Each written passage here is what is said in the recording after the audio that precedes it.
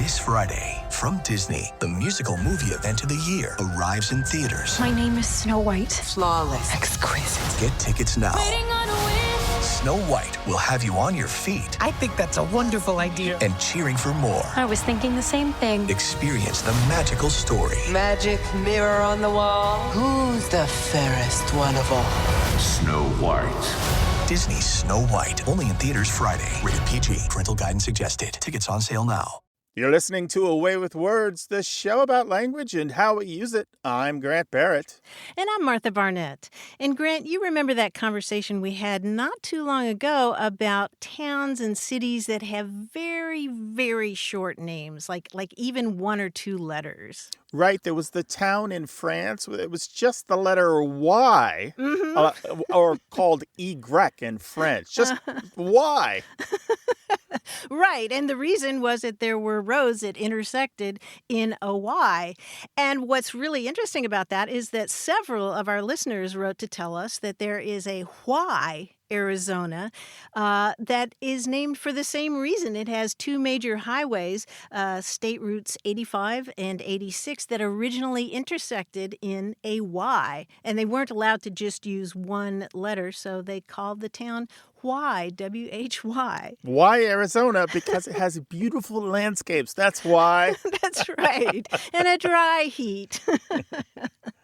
We heard from lots of other listeners who told us about towns like Ely, Iowa, and Ely, Minnesota, and Ely, Nevada, and also Rye, New York. We didn't think of that one, Grant. Oh, of course. That makes perfect sense. Yeah. Right. And Zap, North Dakota, which I hadn't heard of, and Man, West Virginia. But, Grant, there's one place that beats all of them, and it's called Ohio, and that's spelled A-I. It has about 600 people there, and it's Ohio. Oh, they are so well positioned with this big AI boom. They should have data centers. They should be logoed. They should be like really profiting with what's happening in the tech world right now. Yeah. They've got a sign up already that says "I." Hi. AI. Hi, guys. I love it. That's great. Well, Martha and I love talking about language, including names, whether it's your name or your pet's names or your car names.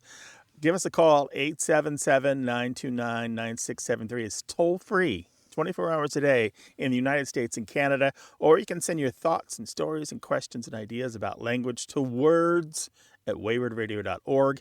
And you can find all of our past episodes at no cost on our website at waywardradio.org, where you'll also find all of our social media handles and nicknames.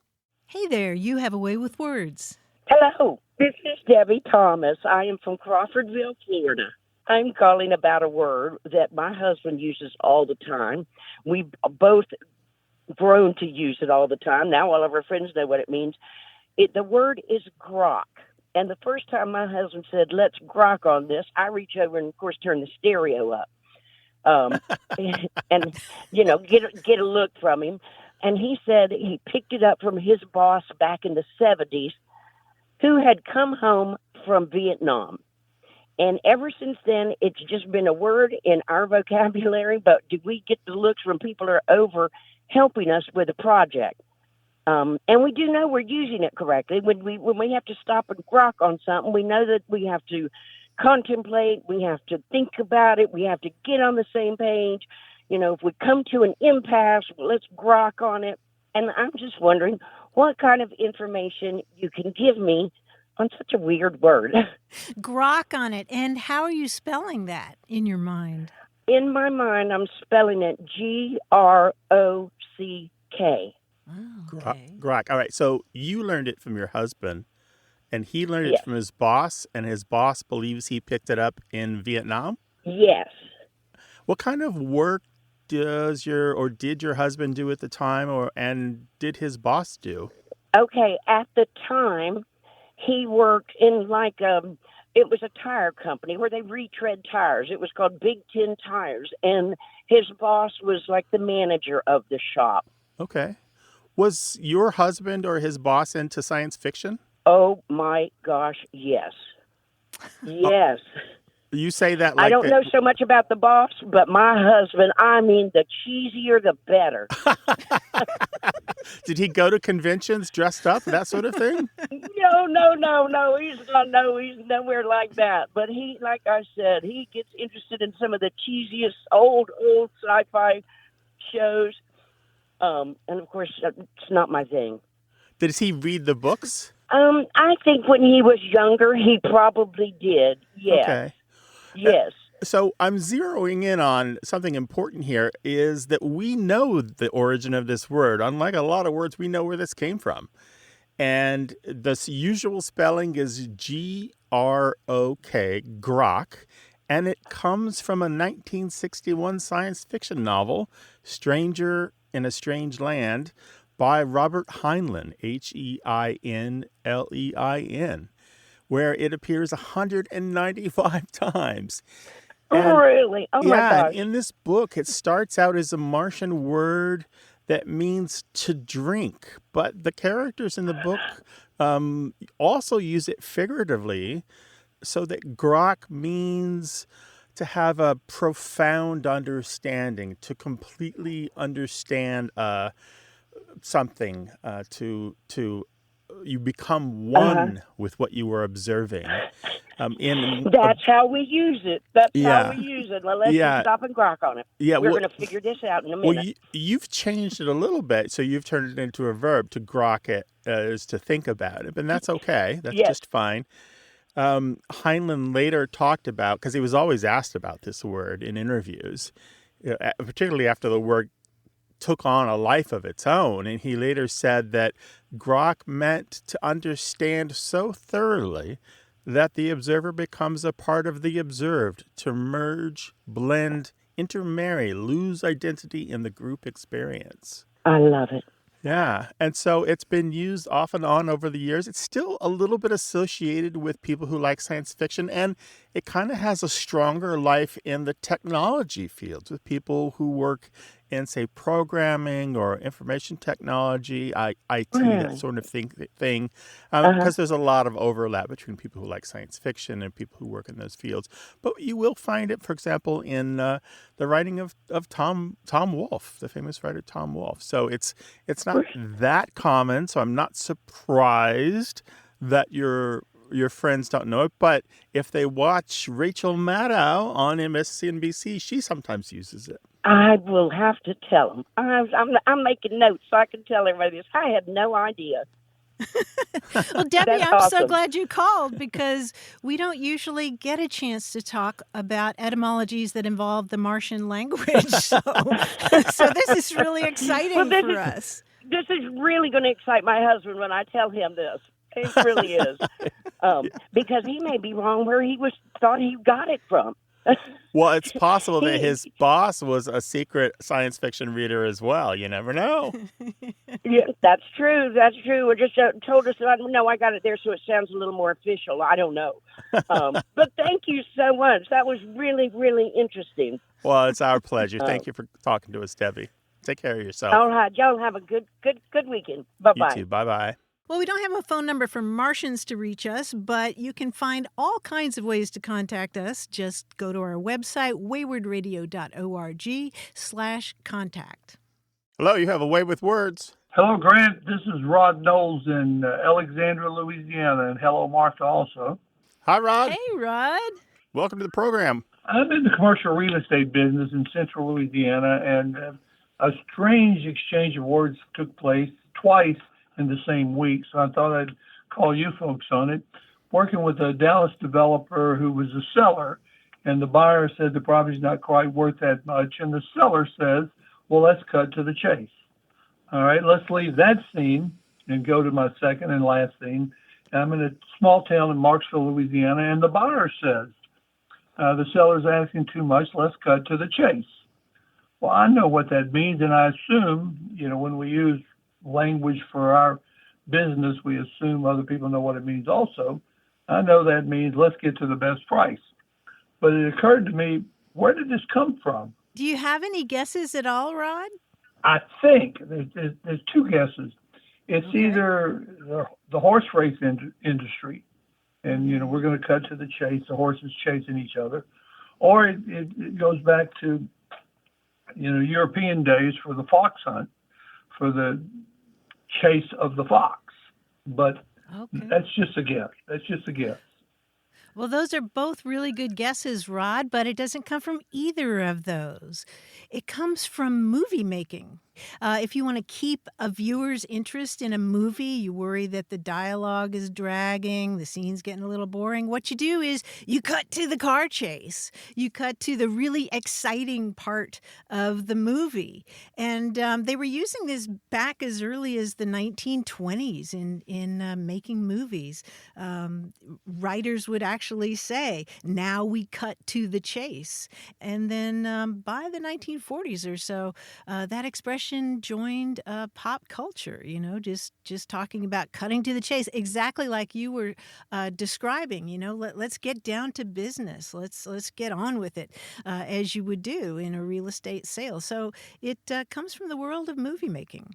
And that verb to cut, Martha, is specifically about cutting film, literally cutting pieces of film Right. and splicing them together. So drop it on the floor, cut to the chase. Let's get to the action. So Right. yeah. Well, I've been in some deals that felt like a car chase. So that makes all the sense in the world. I hope not a car crash. No. I'm so much better informed. I can't wait to tell people I've got it all figured out. Well, you ought to be in pictures, Rod. No. Take care of yourself Thank and you. be well out there. Thank you very much. All right, bye-bye. All right. Take care. Sometimes you're just doing everyday business. You think it's just another day, and something pops out of your mouth, and it's not an M&M that you couldn't swallow. It's a weird phrase or idiom, and you're like, wait a second.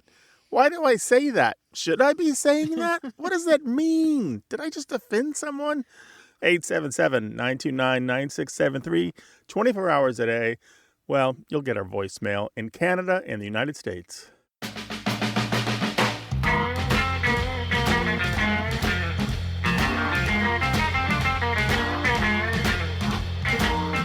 A friend in Phoenix just taught me about the term 455 air conditioning. Do you know this term? 455 air conditioning. Yeah, 4-55 air conditioning. 4-. I don't know what that is. What is that? That's when you don't have air conditioning in your car, so you have 4 open windows at 55 miles an hour. I think that was my family through most of the 70s.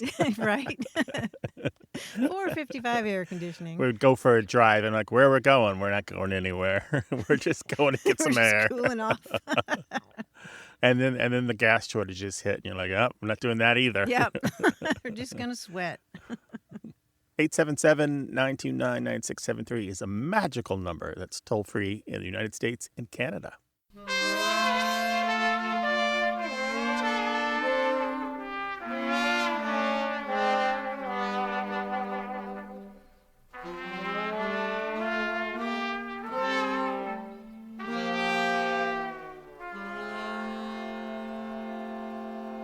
Stay put. We'll be right back to untangle the web of English. This episode is brought to you by Indeed. When your computer breaks, you don't wait for it to magically start working again. You fix the problem. So why wait to hire the people your company desperately needs? Use Indeed's sponsored jobs to hire top talent fast. And even better, you only pay for results. There's no need to wait. Speed up your hiring with a $75 sponsored job credit at Indeed.com/podcast. Terms and conditions apply. You're listening to Away with Words, the show about language and how we use it. I'm Grant Barrett. And I'm Martha Barnett, and gliding across the ice on his trusty Zamboni that he takes everywhere is our quiz guy, John Chinesky. Hey, John. Hey, Hi, guys. John. I enjoy the Zamboni so much. You know, Mr. Zamboni is one of the few non-hockey players or ice skaters who is in the Hockey Hall of Fame, by the way. Is that For right? Yes, he is in the Hockey Hall of Fame. Ice Hockey Where's Hall that? of Fame. Someplace cold, I imagine. I forget where it North is. Pole, South It's Pole. not in pick the Miami? band. No, not Miami, no. So today we're going to do something we've done before. Takeoffs, again, alphabetically. We're working our way through. You like takeoffs. That's where we take the first letter of a word to get another word. And this time we're going to make 2 words by taking the letter R from the start of a word. Only R now. For example, if I said, he's a star pitcher, but he really can't run that fast, the answer would be race for run and ace for star pitcher. Oh, so he's an ace pitcher. I see. Right. He's a star pitcher, so he's an ace. Or a really good pitcher, he's an ace. Now, so the word with the R, and it could be include first or second. It could be either way. Here we go. Okay. Let's race to the quiz. You're going to ace. We made a surprise attack upon the castle with the knight's help. Okay, so you got aid from the knight Yes. in order to make a raid. Yes, very good. Those are the things. Surprise attack and help were basically the only 3 words you needed, really. Speaking of skating, you can skate here, but you'll have to sign your waivers first. Oh, you'll have to ink the forms to use the rink. Yes, nice. You'll have to ink to rink, to be on the rink. The park employee could not control his rage. Ooh. The ranger That's it. couldn't control his anger. Yes, ranger and anger. I only wish I'd seen a heron while we were out bird watching. Regret and egret. Oh, Yes. nice. Regret and egret. When I found out that James and I were cousins, we were both overjoyed. Let me say it this way instead, by the way. When we found out that James and I were cousins, we were both overjoyed. Were you two elated? We were elated. You know why? Because you were related. Because we were related, yes. We were related the first time, and then we were related again. When you put that much feeling into your acting, I promise you'll go far. When you emote, you'll be remote. Yes. Wow. They'll send you away. Yes, you'll be very far. Yes. While I was arguing with the man taking me to my seat, the defensive end blitzed the quarterback. Rusher? Oh, Rusher and Usher? Yes, that's it. Rusher and Usher. Shout out to Usher, wherever he is. Those are our R takeoffs for today. You guys did very, very well. Congratulations. Oh, that was great, John. Thank you. Thank you. Yeah, we appreciate it. Say hello to the family for us, and we'll see you next time. Right back at you. See you next time. 877-929-9673 is available to everyone, no matter how you listen. And you can talk to us online. Find all of our handles and nicknames on our website at waywardradio.org. Hello, you have a way with words. Hi, yes. My name's Penny Grebe. I'm calling from Pawleys Island, South Carolina. Hi, Penny. Hi. I was wondering about the word wicked that we use in New England, where I grew up, pretty much to describe everything. We're either wicked cold or wicked sick or, that's wicked far to go. And when I moved, when I was in 8th grade to New Jersey, I realized that that's not a word that everyone else uses. And I'm just wondering how it started, where it came from. Wicked far, huh? New Jersey's wicked far. Where in New England were you? Well, I grew up in New Hampshire, southern New Hampshire, a little town called New Boston. And the rest of my family lives in Maine. So I started in Maine and then we moved to southern New Hampshire. Yeah. And you're using it as an adverb to modify adjectives, which is not how a whole lot of other people use it because, wicked as an adjective, of course, describes something bad or evil. And that's been around since, the 13th century. But yeah, what about this use of wicked meaning exceedingly? It evolves sort of the same way that we say that something's terribly cold. And we see in print scattered examples of use of wicked being used as an adverb as well. You see that off and on for a few hundred years, but it really seemed to take off in the 20th century, particularly in Maine, and then it sort of seeped down into Massachusetts, and it's not really clear why it lodged in the language in the northeastern U.S., but certainly by the 70s, it was part of pop culture in Massachusetts, and it became sort of a point of pride among people in Boston and Massachusetts and larger New England as well. You remember the film Good Will Hunting back in the 90s, when the guy says, "My boy is wicked smart." Yeah. We say that all the time. Yeah. He's wicked smart. Wicked smart, yeah. But yeah, it's odd the way that it seems to have slipped down from Maine and stuck a little bit farther south. Yeah, it used to exclusively be talked about as a Maine thing. If you go back to the early days of wicked being used as an adverb, people didn't associate it very much with Boston. They talked about it as a Maine item. So in these small informal dictionaries and little glossaries that people would put together. And then it just kind of slowly moved to Boston. But part of that might have to do with the kind of contraction of the larger speech dialect of the Northeast slowly being concentrated on Boston. The map of the Northeast is slowly shrinking to be about Boston as the dialect regions change up there. Martha, you mentioned terribly and awfully, these other adverbs. All three of these are negative words that lost their negative value. They underwent semantic bleaching, and what was left behind was their emphatic force. So we don't mean them in a negative way anymore. There's nothing pejorative left. All that's left is kind of the punch and the wow, right? Yeah, I can see that. This was a wicked good call, Penny. We really appreciate you talking to us. Well, I appreciate, a little bit of history on it, and I like that it started in Maine because that's where I'm originally from. Yeah. So, well, at least it was that more makes me happy. prominent there in the beginning. I don't know about started. It's murky origins. How about we just say New England? New England, okay. You can claim that, yeah. Take care of yourself. Call us again sometime, all right? Thank you so much. I had a good time. Bye.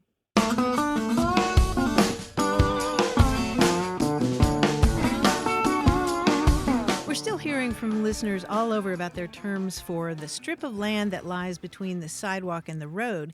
And we heard from Lydia Gold, who is a gardener in Portland, Maine. And she said that in their gardening community there, they call it the hell strip. And she assumes that that's because it's always getting battered by salt and sand from the road. And then it gets really hot and dry because it's sandwiched between two pieces of asphalt.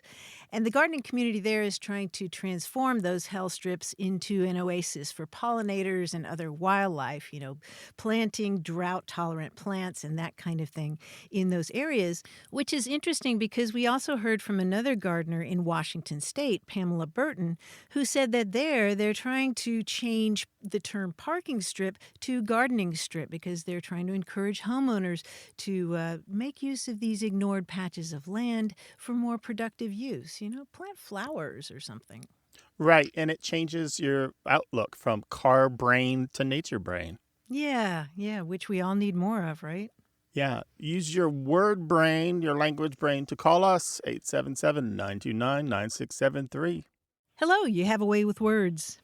Hi, this is Jane. I'm calling from Denver, Colorado. And my question is about a slang that I've been using for many years now. I've heard it on the internet, and I've been asking around, and recently I can't find anybody else who knows what I'm talking about.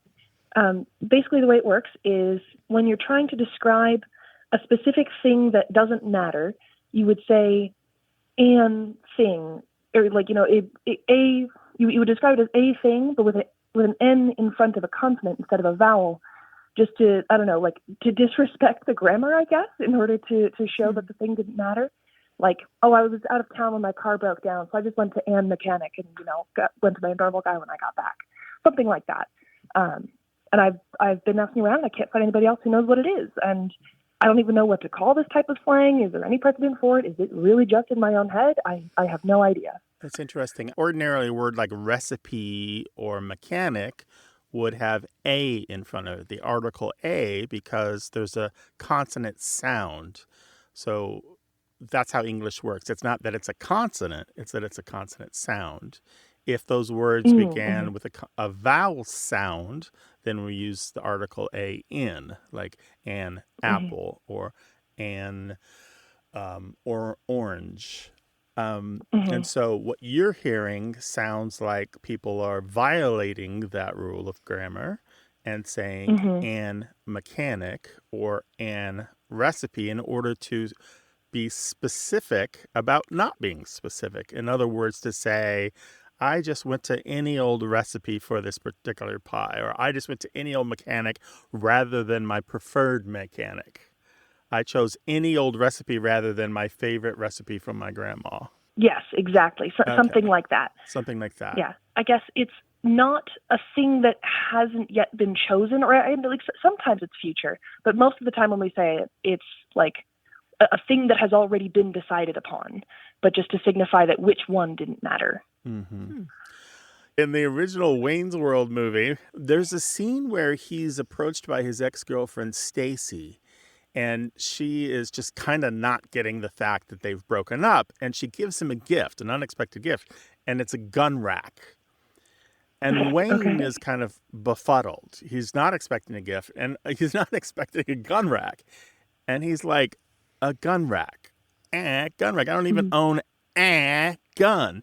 And so what he does is he nasalizes the before a gun. Instead of saying a gun and like kind of really stressing that a, he nasalizes it and stretches it out to emphasize it. And my proposition to you, Jane, is that that's what's happening here. That instead of saying a-in mechanic or a-in recipe and using the wrong article, what they're doing is stressing it and emphasizing it by nasalizing it and drawing it out, elongating the word. And that's what you're hearing, just like Wayne did it, or Mike Myers, in this movie. And then that is a function of a certain form of informal speech. Fascinating. Oh, that's cool. It's interesting that there's a precedent for it. Yeah. So it's a kind of a contrastive stress. Yeah, I think most of the time when I've heard it, the people I'm speaking to, I know their accent pretty well, and so I would hear the difference between a and an, or like, or I don't know, nasalize or like an or a. I'm not even sure how to recreate what you just did, but yeah. So if you were talking about an orange and you were talking about it in the same way, would you say a orange? I've been thinking back, and I don't think I've ever used it before a vowel. It's always been before a consonant. Very interesting. Like it just hasn't come up before a vowel. More data is needed, Jane. More data is needed. Yeah, more data is needed. Hopefully, maybe your callers know what the hell I'm talking about. Jane, thank you so much. This is very intriguing. I am interested to find out more, and we have a whole host of intelligent, earful listeners who will surely come to us with more information. Very cool. Take care of yourself. It was a pleasure to talk to you. Bye-bye. If you know something about this use of the a-in article in front of nouns beginning with a consonant sound, which is a violation of English grammar, then let us know, 877-929-9673, or email words@waywardradio.org. Hello, you have a way with words. Hi, I'm Maya, and I'm a high school student in Pennsylvania. I have a question for you about the word concertina. Concertina? I've been watching a lot of the Great British Baking Show at the moment, and one of the judges frequently uses the word concertina as a verb. He'll say things like, your cake has concertina down, and things like that. So my question is, what's the origin of concertina as a verb, and what's it mean? Which judge is it? It's Paul Hollywood, I think is his name. Oh, yeah. Yeah, Paul loves that word. Paul, the big guy with the beard, right, that they always look to. Yeah. Well, that they're afraid of, yeah. He's nice, but yeah, he's intimidating. Yeah, he's very intimidating. And Maya, I'm a fellow fan of that show. But you were talking about the word concertina as a verb. Do you know the word concertina as a noun? I feel like it's some kind of classical composition. Well, I don't know. Well, it does have to do with music. A concertina, this will make perfect sense once I tell you. A concertina is like a little bitty accordion without the piano keys. You know, it's used in traditional Irish music and English folk music. You know, it's just, you know, your hands go back and forth, and it expands and contracts and expands and contracts. The concertina was invented in 1829 by a British inventor named Charles Wheatstone. By the late 19th century, people were using the word concertina as a verb. You know, like you could concertina your hat if you smashed it, or you could concertina the front of a car, or in the case of the baking show, you could concertina the layers of your showstopper hanging cake. You know, it just kind of all smashes up It collapses, like an huh? accordion, or like that little instrument called the concertina. So just let's talk about the concertina instrument again. So it's got this bellows in the middle between these two handholds, and the handholds have keys or buttons on each end or something like Buttons, that. yeah. Yeah, and you just kind of Yeah. squeeze them back and forth to kind of push air across some reeds, right? Right. Yeah. Yeah. It's, you know, some people call it a squeeze box. A squeeze box. Gotcha. Yeah, and you might also have heard the expression concertina wire. That's that sort of barbed wire that's in coils that goes around the tops of fences, like at prisons and stuff. But if you take it off, it collapses in the same way that a concertina does. So that's the term that he's using. I've learned several terms from the baking show. Have you learned some others? Not that I can remember. I just remember hearing that one over and over again. Yeah. It just really stuck with me. Yeah. Paul gets on a roll, and he keeps saying stodgy or claggy or, you know, soggy bottom, and and concertina is another one. Thank you so much. Our pleasure. Sure thing. We're glad you called. Bye. 877-929-9673. You can find all of our handles and nicknames at waywardradio.org, where you can also find all of our past episodes at no cost. We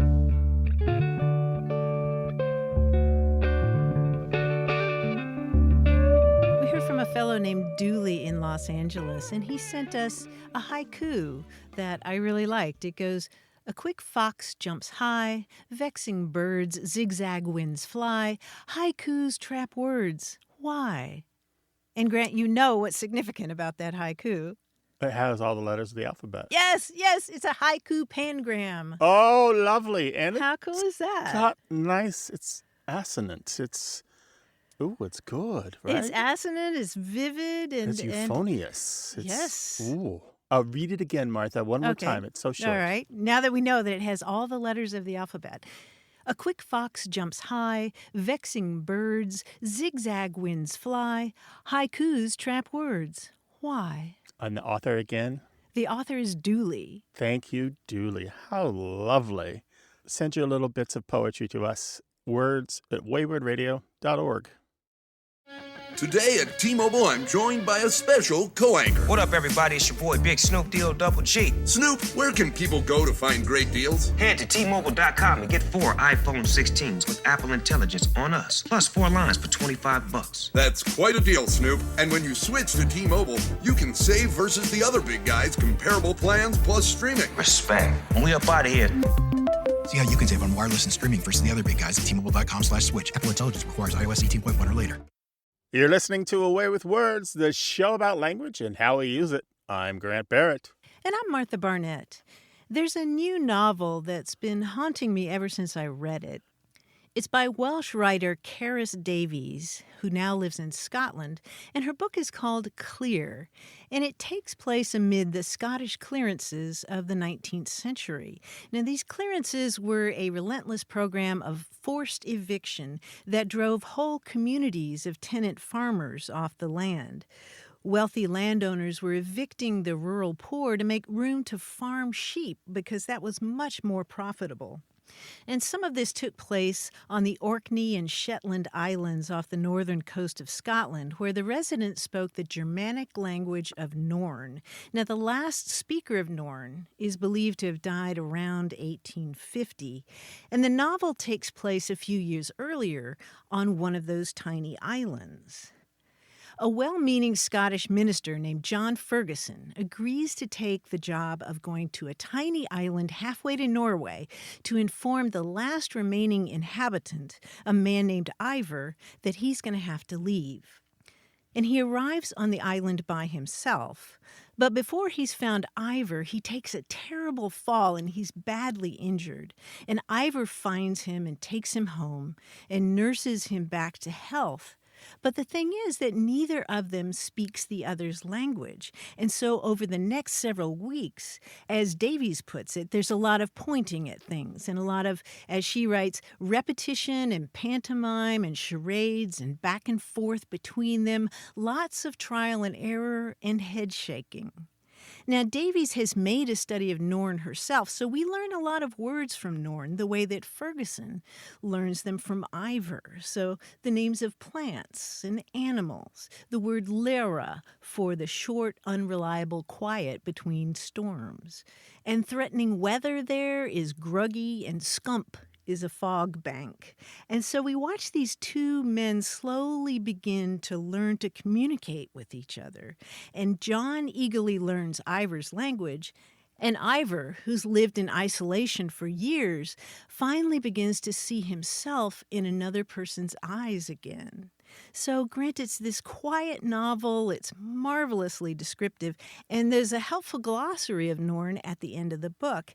Now, I have to say that I wasn't totally sold on the ending, but the journey to get there is absolutely worth it. I really think you'd dig this book. Sounds delightful. Martha, give us that title and author again, please.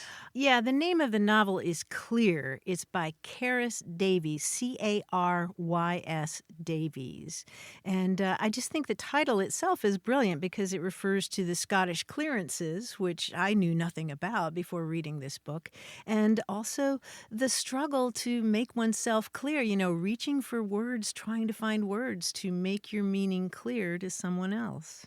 Martha and I love your book recommendations as well. We'll put this book on our website, but you put your books and emails to us, words@waywardradio.org.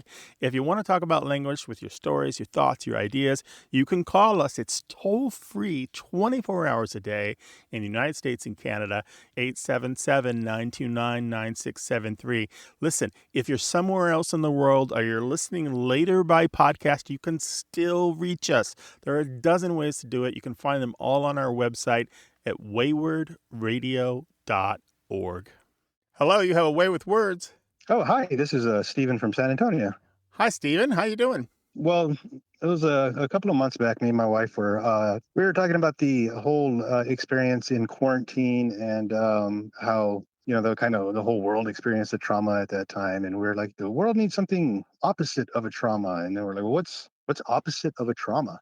We're trying to think of words like, oh, well, it's celebration, but we couldn't. It didn't really seem to fit. So we were figuring, why not just call, Grant and Martha with the answers? They know everything about words. So we thought we'd give you a holler. In terms of the opposite of trauma, I don't know, bliss. So let's define trauma first, Martha. How would you define trauma? Well, of course, I go back to the Greek origins and the idea of injury. It's like injury or damage, and the way that you described it is really good, Stephen. In during the pandemic, we were all, as a world community, we were all damaged and injured in some way. But I'm trying to think of the opposite of that. So I just want to extend that, though, that damage leaves an imprint on our mind, Yes. our body, our emotions. Scars. And there's a It leaves disruption scars. to our personal sense of safety and stability and identity. Mhm. And it's not necessarily about one event. It could be a series of events. But I think the scarlessness, the scarlessness of the opposite of trauma, Maybe I healing don't then is know. what we're looking for. Should we just say like good trauma, bad trauma? Or we're going to have to qualify it in that way? Well, That's you're onto something interesting. there because there is such a thing as the opposite of good stress. So we have stress And we have eustress, eustress. And this is a positive form of stress that instead of overwhelming us, energizes us, it motivates us, and it challenges us so that we grow and we achieve and we develop resilience.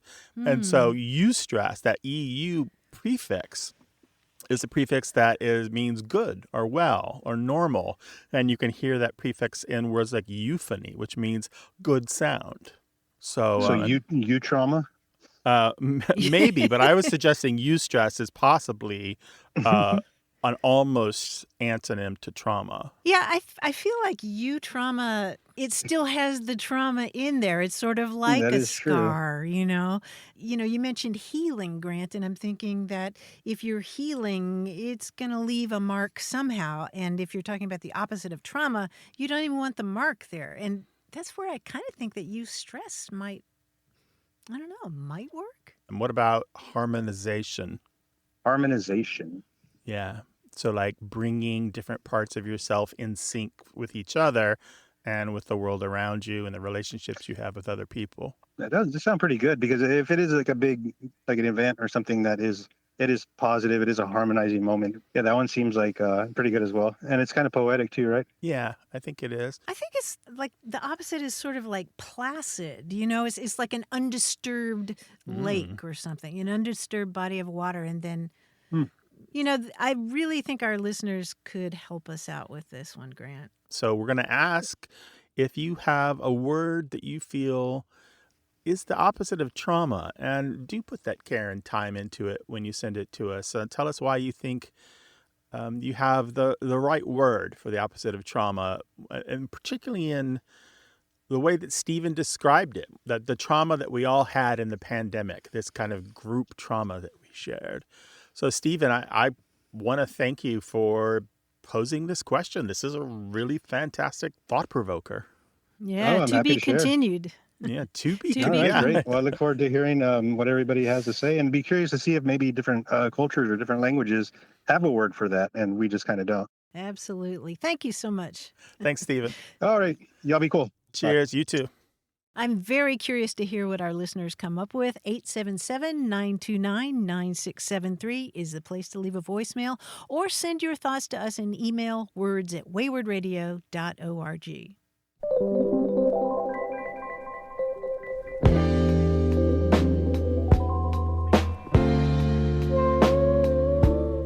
We got an email from Skip Dahlgren, who spent several years learning the Tigrinya language of northern Ethiopia and highland Eritrea.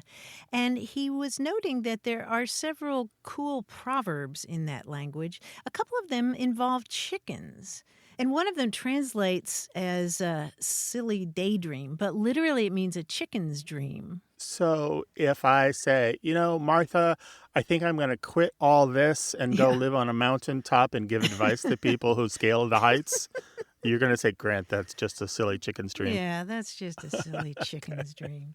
And the other one that I really like translates as, in its own good time, an egg will walk on its own legs. In its own time, an egg will walk on its own legs. Yeah. So just give stuff a chance and it will get there. Yeah, breathe, count to 10. Let stuff progress. You don't need to interfere. Yeah, I love that. In its own good time, an egg will walk on its own legs. Yeah, maybe that's good advice for helicopter parents, right? Yes. The child will grow with or without you. The child will learn with or without you. Yep, better accept it now. You can find all of our episodes on our website at no cost to you at waywardradio.org. Hi there, you have a way with words. Good morning, this is Jerry calling. Hello, Jerry. Where are you calling us from? Paris, California. Well, we're glad to have you. What's on your mind? Corny. How Corny. did that word come about? The old term back in the days when radio was king, some of the programs were called corny, and I believe that still some of the programs are corny. Yeah, corny is often defined as something that is unsophisticated or the kind of thing that is naive, or it's unurbane. And urbane is a word that means appropriate for people who live in complex cities or who live a high-paced life in an urban area. Yeah, I tend to associate it with humor. Yeah. Corny humor. Yeah, corny humor. And so it's interesting that you're thinking about it in terms of old radio shows, but absolutely it's still being used. And corny goes back to at least the 1920s. And it was used within the jazz community as well in vaudeville and described early movies. It described obviously film and radio. But here's what's interesting, Jerry. There were these seed catalogs. So you would get these catalogs from these companies that would try to sell you seeds so that you could plant new varieties that supposedly had better yield. They would grow. Yeah, I've seen those, yeah. Yeah, and so in order to make them a little more entertaining, perhaps something that you would read in the outhouse, they would put jokes in them. Maybe they would fill out the bottom of a column where there was a little bit of extra space.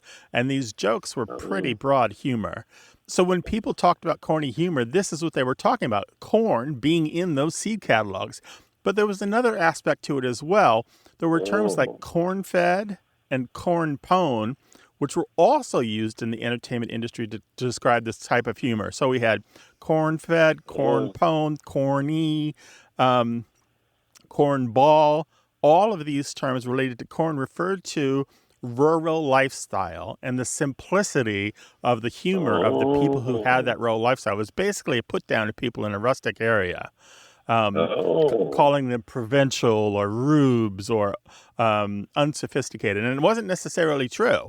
It was just what the fancy people in the cities considered to be true, as is always the case. It's always that conflict between rural and urban anywhere in the world. So corn kind of stood in as this metaphor for the kind of humor that the people in the agrarian eras had. Well, give us a corny joke, Grant. So this is from the J.R. Ratkin and Sons Illustrated Catalog of Seed Corn from 1901.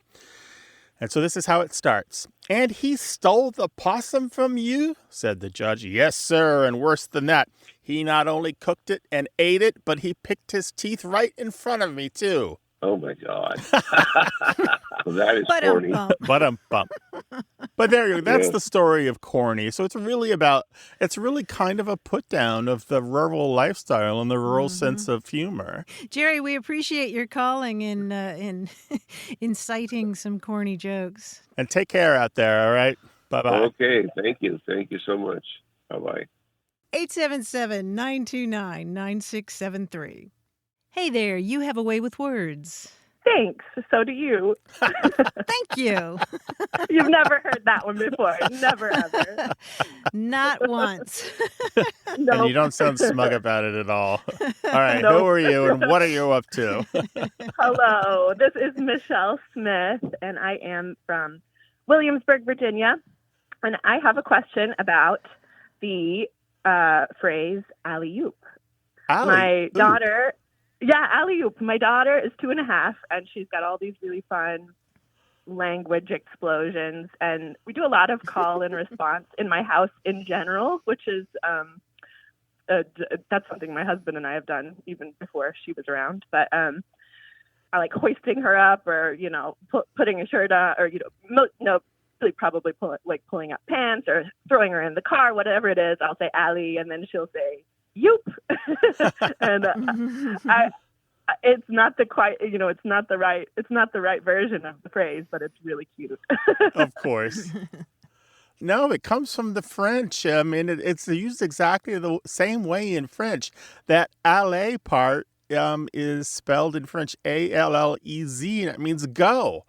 And they use it exactly like that in French. You go allez, allez, allez, and at soccer matches or football matches in French, they'll go allez, allez, allez, allez, allez. Or they'll sing a song. It means go, go, go to their team. Yeah.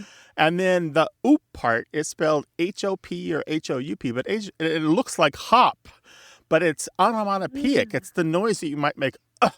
It's like when you lift something, there's a little bit of force required to get up or jump up or hop up to just another level. So it's allez, sure.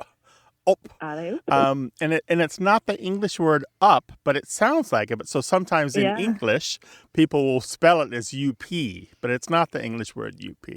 So allez, oop, and we just borrowed it and spell it as OOP in English, allez, oop. So it was direct borrowed from French. But there's another complicated layer here, which you might love. In French, they also say allez, allez, hop là. So the L-A at the end of that. So it's allez, A-L-L-E-Z, and then the word H-O-P, and then the word L-A. And there's a grave accent on the A. And it means up there or over there, or there you go, something like that. But that H-O-P-L-A became hoopla in English. Oh, cool. Yeah, so How about that? Opla became hoopla, meaning chaos or noise or confusion. Yeah. Because just imagine a bunch of people just like kind of like all trying together to like move a piano or something. Like think of an old black and white film where like these silly people are all together trying to make something happen, and there's a lot of hoopla, and they're all kind of like opla, opla, like each one telling the other to do it this way or that way. Michelle, good for you for starting your child on a bilingual path there. There you go, right? Now, I want you to tell us her name, and so we know when she calls us in a few years with the word question herself. Listen, I almost planned it so she could be somewhere nearby so you could hear how cute it is. Her name is Hazel. Hazel. Okay, we expect to hear from Hazel. Oh, in a few years. Yeah, we'll make it happen. Give her a squeeze for us, all right? Okay, I sure will. Thanks so much. Thanks, Michelle. Take care of yourself. Bye. Bye-bye. Martha and I love to hear those stories about passing language along the family chain. 877-929-9673. Email words@waywardradio.org. Away with Words senior producer is Stephanie Levine.